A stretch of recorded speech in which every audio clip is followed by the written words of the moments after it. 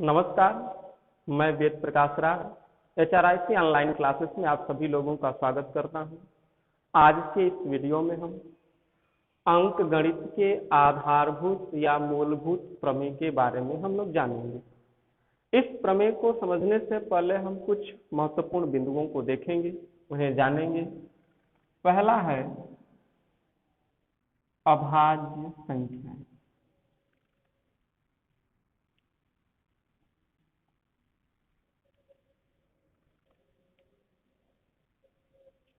Prime numbers.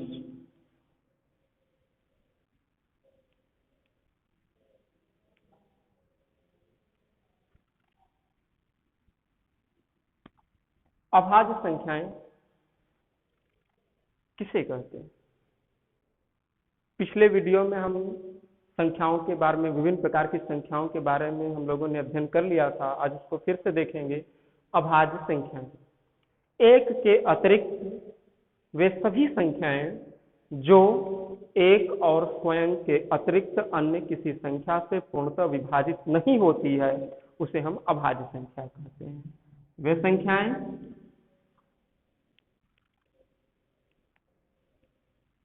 जो एक व स्वयं के अतिरिक्त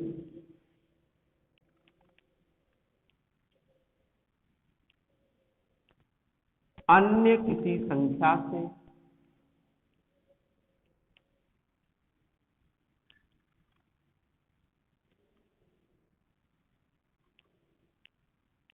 पूर्णतः विभाजित नहीं होती, उन्हें हम अभाज्य संख्याएं कहते हैं। या हम कह सकते हैं कि जिनके केवल दो गुणनखंड हों, ऐसी संख्याएं जिनके केवल दो गुणनखंड हों।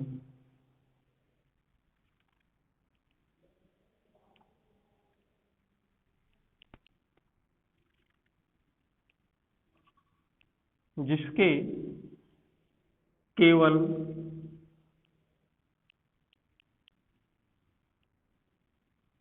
दो गुणनखंड हो, उसे हम अभाज्य संख्या कहते हैं। दूसरा नंबर भाज्य संख्या।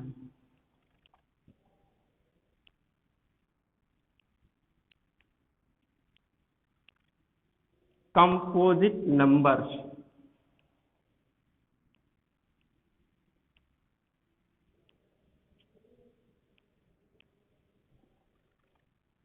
वे संख्याएं जो एक और स्वयं के अतिरिक्त अन्य किसी संख्या से भी पूर्णतः विभाजित हो जाती है। पूर्णतः विभाजित होने का मतलब है कि शेषफल शून्य बचे। वे संख्या जो एक और स्वयं के अतिरिक्त अन्य किसी संख्या से पूर्णतः विभाजित हो जाती हैं, भाज्य संख्याएं कहलाती हैं। वे संख्याएं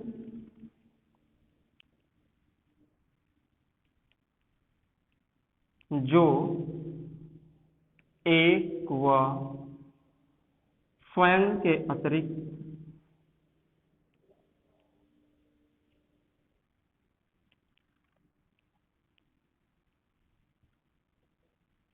अन्य किसी संख्या से भी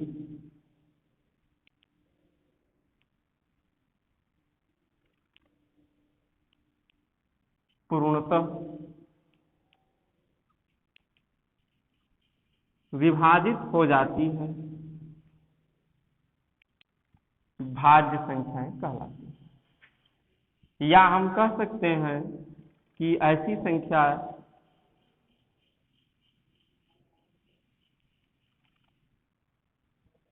जिसके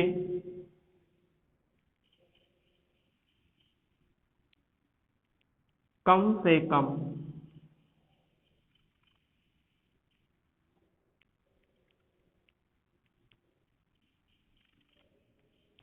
तीन गुणनखंड हो। ऐसी संख्या जिसके कम से कम तीन गुणनखंड हो, भाज्य संख्याएं कहलाती हैं।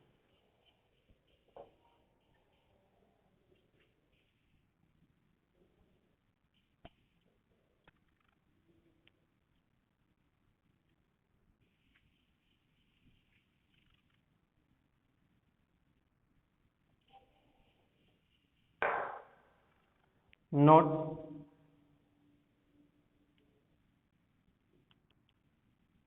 पहला नंबर 1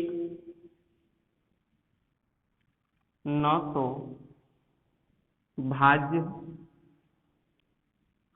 और 9 ही अभाज्य संख्या है।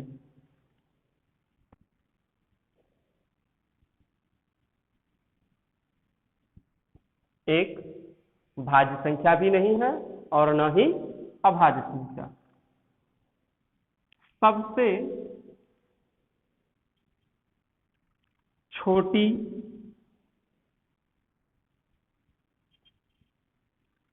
भाज्य संख्या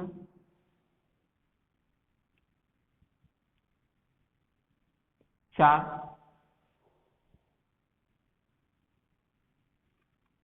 सबसे छोटी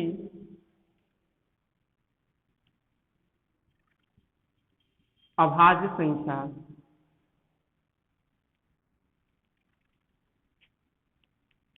2 होती।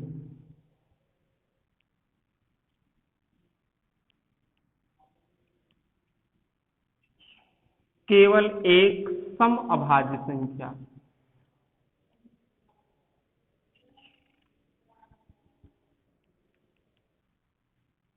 2। 2 एक ऐसी संख्या है जो सम भी है और अभाज्य है। 2 के अतिरिक्त ऐसी कोई संख्या नहीं है जो सम और अभाज्य दोनों हो।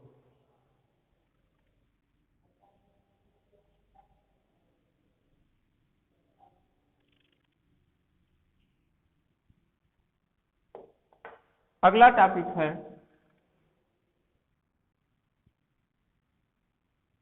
गुणनखंड।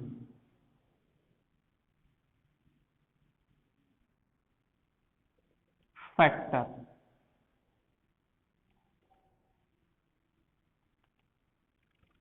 यदि कोई संख्या किसी अन्य संख्या को पूर्णतः विभाजित कर देती है तो वह संख्या दी हुई संख्या का एक गुणनखंड कहलाती है। यदि कोई संख्या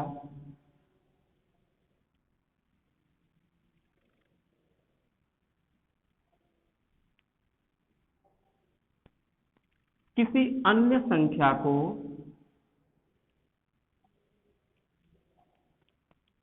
पूर्णतः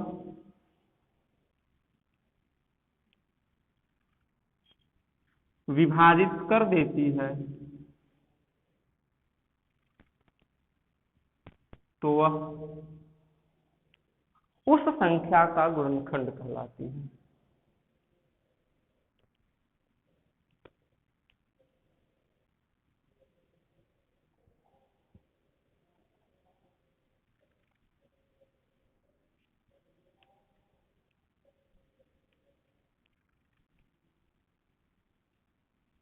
जैसे हम देख रहे हैं कि एक संख्या 20 है। 1 2 4 5 10 और 20। ये सभी संख्याएं एक दी हुई संख्या को पूर्णतः विभाजित कर देती हैं। 1 20 को पूरा पूरा विभाजित कर देता है। पूरा पूरा विभाजित करने का मतलब कि शेषफल 0 बचे। 2 का भाग 20 में देंगे तो पूर्णतः विभाजित हो जाएगा। 4 20 को पूर्णतः विभाजित कर देगा। 5 20 को पूर्णतः विभाजित कर देगा। 10 और 20 भी 20 को पूर्णतः विभाजित कर देंगे। तो ये जितनी भी संख्याएं हैं इस दी हुई संख्या का एक गुणनखंड कहलाता है। अगला नंबर है गुणनखंड वृक्ष।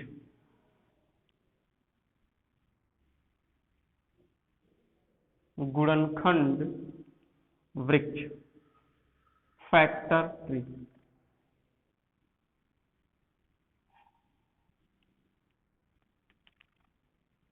किसी भाज्य संख्या के गुणनखंडों की श्रृंखला को वृक्ष के रूप में लिखना गुणनखंड वृक्ष कहलाता है।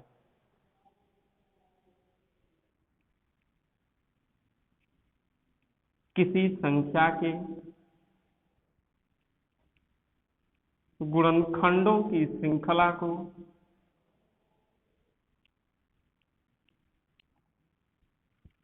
वृक्ष के रूप में लिखना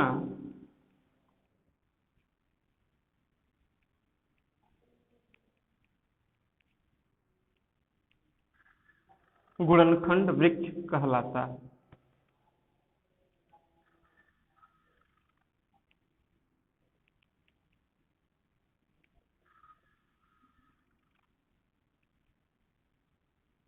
जैसे हम एक संख्या ले लिए 42,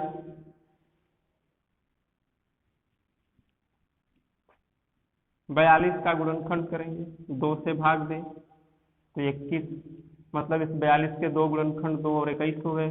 2 एक अभाज्य संख्या है, इसका अब कोई गुणनखंड नहीं होगा। 21 एक भाज्य संख्या है, इसके गुणनखंड संभव है, इसका भी गुणनखंड कर दिया हमने 3 और 7। तो यह 42 का अभाज्य गुणनखंड है। 2, 3 और 7 किस रूप में है? गुणनखंड वृक्ष के रूप में है। जैसे एक संख्या हमने ले लिया 56, 56 का गुणनखंड कर दिया जाए तो 2 और 28 मिल जाएगा। यहाँ पर 2 एक अभाज्य संख्या है, इसका गुणनखंड कोई होगा नहीं। 28 एक भाज्य संख्या है, इसका गुणनखंड हो जाएगा 2 और 14, 14 का भी गुणनखंड हो जाएगा 2 और 7। तो यह 56 का गुणनखंड वृक्ष है और यह 42 का गुणनखंड वृक्ष है। तो गुणनखंड वृक्ष का अर्थ है कि किसी संख्या के गुणनखंडों की जो श्रृंखला है उसको वृक्ष के रूप में लिखना गुणनखंड वृक्ष कहलाता है।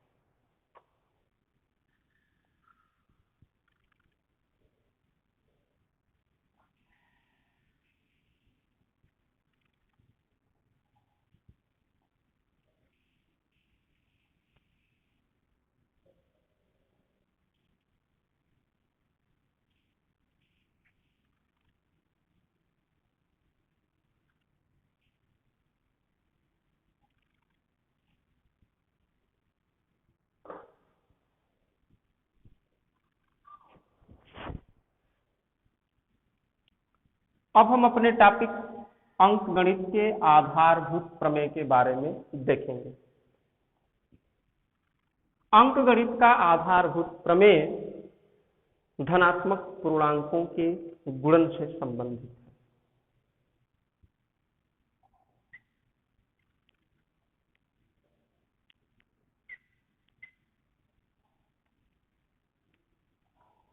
अंकगणित का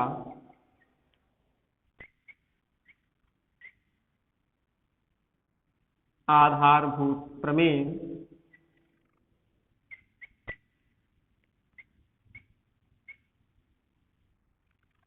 धनात्मक पूर्णांकों के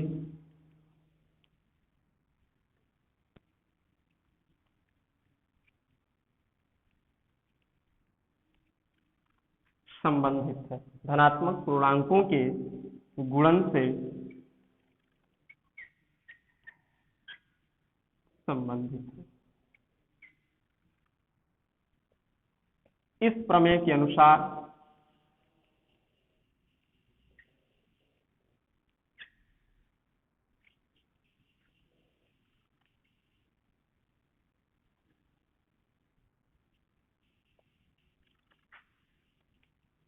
प्रत्येक धनात्मक पूर्णांक को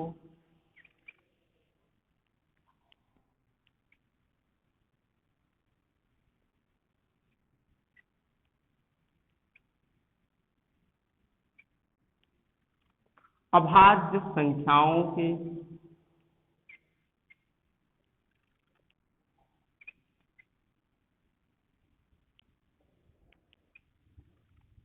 अभाज्य संख्याओं के गुणनफल के रूप में व्यक्त किया जा सकता है। प्रत्येक धनात्मक पूर्णांक को अभाज्य संख्याओं के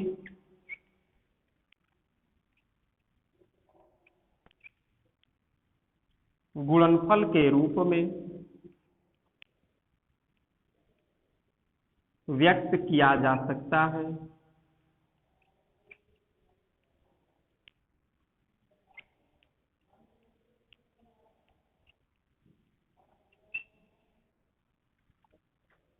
तथा यह गुणनखंड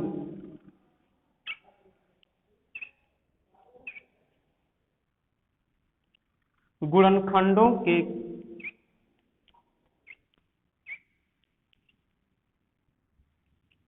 क्रम को लिए बिना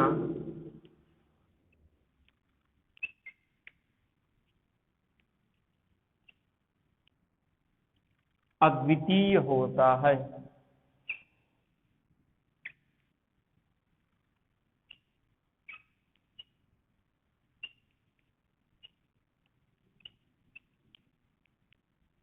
प्रत्येक धनात्मक पूर्णांक को हम अभाज्य संख्याओं के गुणनफल के रूप में लिख सकते हैं और यह जो गुणनखंड होगा वह गुणनखंडों के क्रम को लिए बिना अर्थात गुणनखंडों के क्रम को ध्यान में न रखा जाए तो वह गुणनखंड अद्वितीय होता है, यूनिक होता है। जैसे एक एग्जाम्पल ले लिया जाए, हमने एक एग्जाम्पल ले लिया 10। 10 को हम 2 गुणे 5 अभाज्य संख्याओं 2 और 5 के गुणनफल के रूप में लिख सकते हैं या 5 गुणे 2 के रूप में लिख सकते हैं। यहाँ पर क्रम को अगर ध्यान में न रखा जाए अर्थात आरोही या अवरोही क्रम को ध्यान में न रखा जाए तो जो गुणनखंडों का परिमाण होगा वह सदैव समान होगा, 2 गुणे 5 या 5 गुणे 2। इसके सिवा अन्य कोई गुणनखंड नहीं हो सकता, अन्य कोई क्रम नहीं हो सकता। एक संख्या हमने 42 ले लिया, 42 के अभाज्य गुणनखंड होंगे 2, 3 और 7। 2 गुणे 3 गुणे 7 या 7 गुणे 3 गुणे 2। अगर यहाँ पर इस क्रम को ध्यान में न रखा जाए तो इसका जो गुणनखंड होगा वह अद्वितीय होगा। हम 42 को अन्य किसी अभाज्य संख्या के 2, 3 और 7 को छोड़कर अन्य किसी अभाज्य संख्या के गुणनफल के रूप में नहीं लिख सकते। जैसे 42 को हम लिख सकते हैं 2 गुणे 21।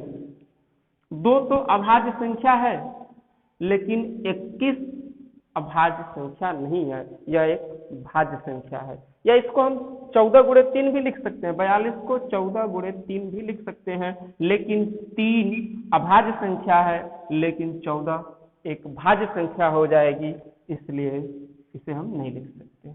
अर्थात किसी भी संख्या को अभाज्य संख्याओं के गुणनफल के रूप में लिखा जा सकता है और जो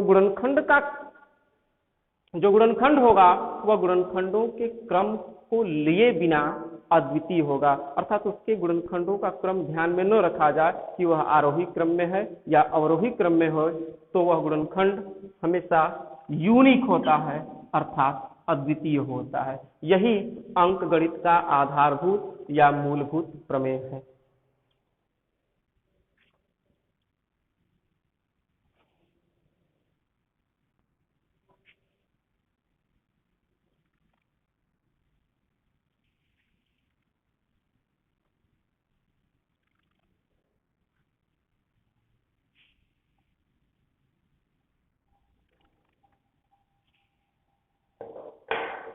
अब हम लोग एक थ्योरम के बारे में पढ़ेंगे।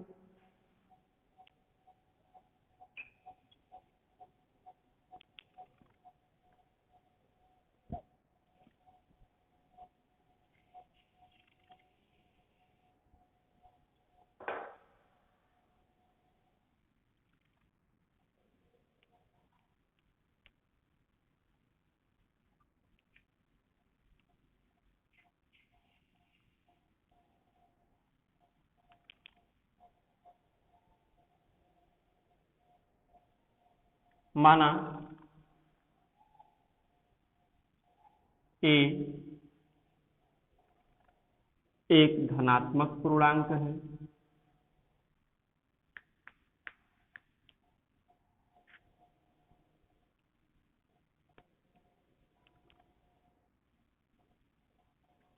तथा पी एक अभाज्य संख्या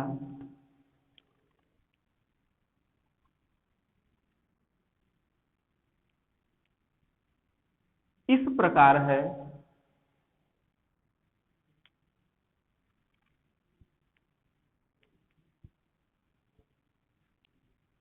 कि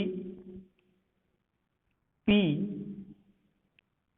ए स्क्वायर को विभाजित करता है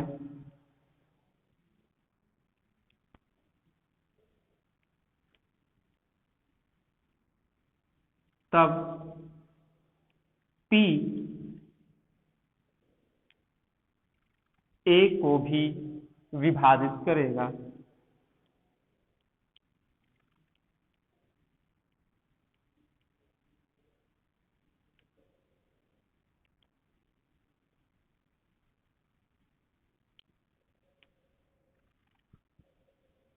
ए एक धनात्मक पूर्णांक है तथा p एक अभाज्य संख्या इस प्रकार है कि p ए स्क्वायर को विभाजित करता है तब p ए को भी विभाजित करेगा।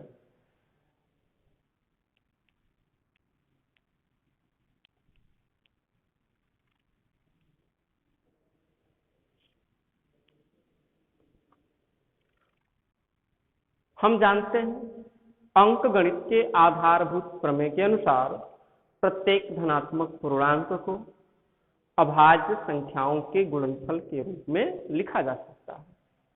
ए एक धनात्मक पूर्णांक है और अंकगणित के आधारभूत प्रमेय के अनुसार प्रत्येक धनात्मक पूर्णांक को अभाज्य संख्याओं के गुणनफल के रूप में लिखा जा सकता है।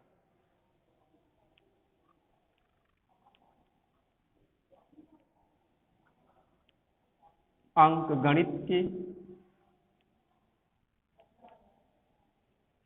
आधारभूत प्रमेय से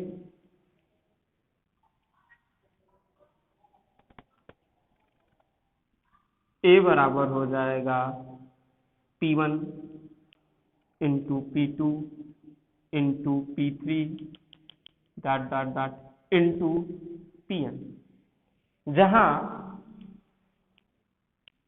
P1 P2 P3 Pn, P1 P2 P3 Pn अभाज्य संख्याएं हैं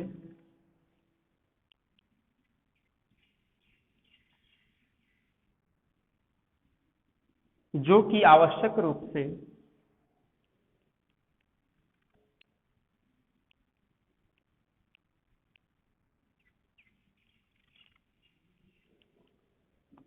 अलग अलग नहीं है।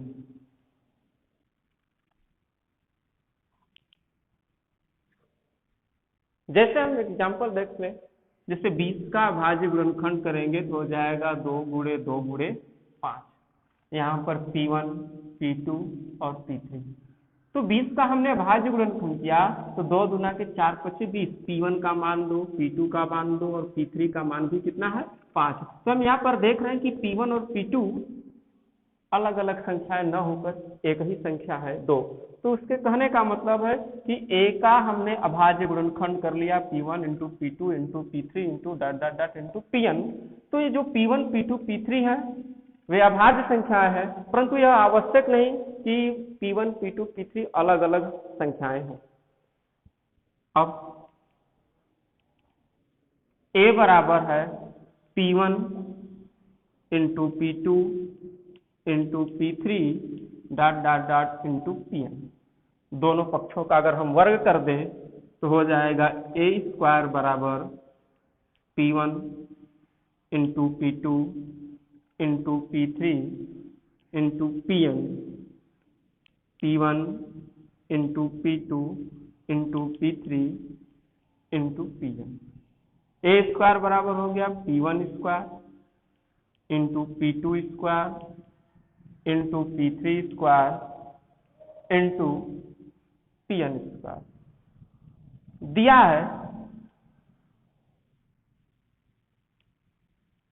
कि P एक अभाज्य संख्या है तथा P ए स्क्वायर को विभाजित करता है। P एक अभाज्य संख्या है तथा P ए स्क्वायर को विभाजित करता है।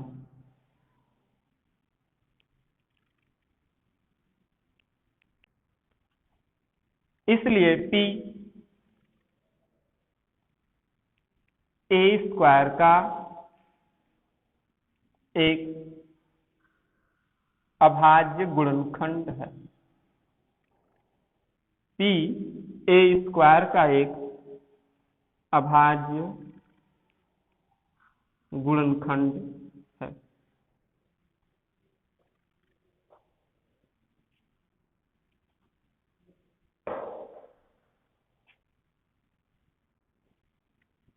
परंतु अंकगणित के आधारभूत प्रमेय के अनुसार प्रत्येक धनात्मक पूर्णांक के गुणनखंड का क्रम अद्वितीय होता है। परंतु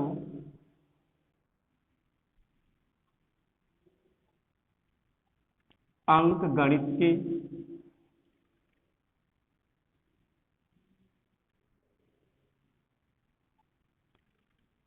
आधारभूत प्रमेय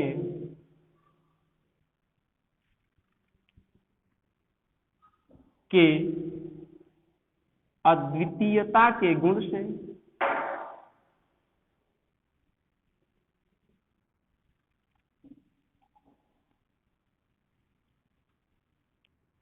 ए स्क्वायर के गुणनखंड केवल p1, p2, p3, pn है। ए स्क्वायर के गुणनखंड केवल p1, p2, p3 और pn है, परंतु यहाँ पर हम देख रहे हैं कि p ए स्क्वायर का एक अभाज्य गुणनखंड है, इसलिए p को p1, p2, p3 dot dot dot pn में से ही कोई एक होना चाहिए। इसलिए p को p1, p2, p3, pn में से कोई एक होना चाहिए। ए स्क्वायर का गुणनखंड p1, p2, p3, pn है, और यहां पर हम देख रहे हैं कि p भी ए स्क्वायर का एक अभाज्य गुणनखंड है, इसलिए p इस p1, p2, p3, pn में से कोई एक है। अब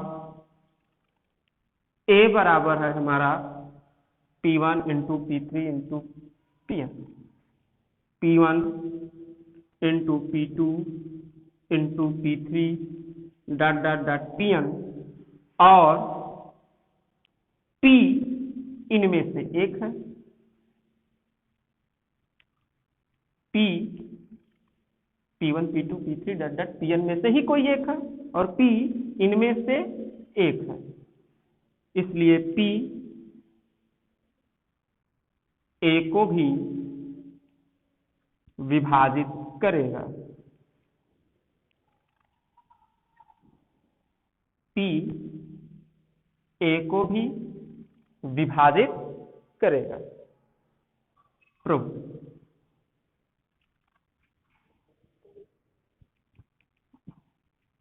इस प्रमेय का प्रतिपादन